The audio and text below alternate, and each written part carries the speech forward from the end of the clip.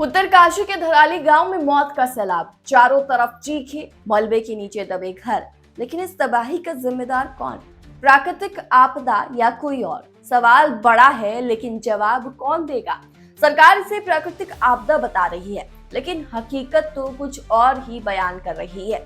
धराली में जो हुआ वो सरकार, लालची होटल माफिया और अंधे विकास का नतीजा है। धराली में जो हुआ वो सिर्फ एक प्राकृतिक हादसा नहीं, ये मानवीय गलती का नतीजा है। पर्यटन के नाम पर देवदार के हजारों पेड़ काट दिए गए। वही देवदार जो पहाड़ी इलाकों को भूस्खलन और सैलाब से बचाते थे।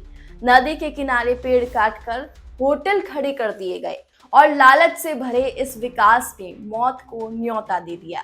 अगर देवदार के वो घने जंगल होते तो शायद ये तबाही इतनी भयानक ना होती। लेकिन सत्ता के गलियारों में बैठे लोगों को पर्यटन का लालच ज्यादा था, इंसानों की जिंदगी से ज्यादा। धराली में जो कुछ हुआ उसमें सरकार बहुत हद तक जिम्मेदार है। प्रधानमंत्री मोदी भी जिम्मेदार है। वहां आंख मूंद कर इस अंधे विकास की आड़ में सो रहे लोग भी जिम्मेदार हैं। अब याद कीजिए मार्च 2025 हर्षिल में प्रधानमंत्री मोदी का वो भाषण जिसमें उन्होंने पर्यटन को साल भर चलने वाला कारोबार बनाने का ऐलान किया। उसके बाद शुरू हुआ पर्यटकों का तांता और फिर शुरू हुआ अंधाधुंध विकास।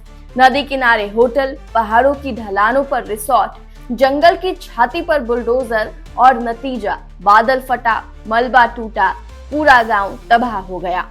अब सवाल सिर्फ इतना है, क्या ये विकास था या मौत की पटकथा? क्या पीएम मोदी, पुष्कर सिंह धामी सरकार और पेड़ काटने वाले माफिया इस कत्लेआम के जिम्मेदार नहीं है? धराली की चीखें आज पूरे देश से जवाब मांग रही हैं।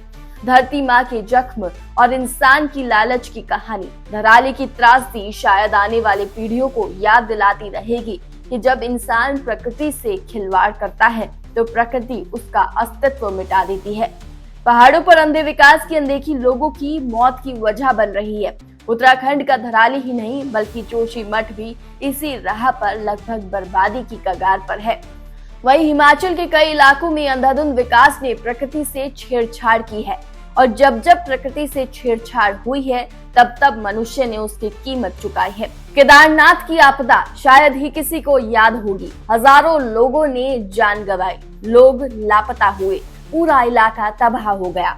बर्बादी के मंजर आज तक दिखाई दे रहे हैं, लेकिन हम हैं कि सुधरने का नाम नहीं लेते हैं।